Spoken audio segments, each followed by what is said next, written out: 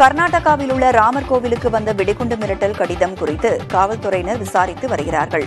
பெலகாவி மாவட்டத்தில் நிபானியா பகுதியில் உள்ள பிரசித்தி பெற்ற ராமர் கோவில் வரும் 21ஆம் தேதிக்குள் குண்டு வைத்து தகர்க்கப்படும் என ஹிந்தி மொழியில் எழுதப்பட்ட 2 கடிதங்கள் கோவில் வளாகத்தில் கண்டெடுக்கப்பட்டன.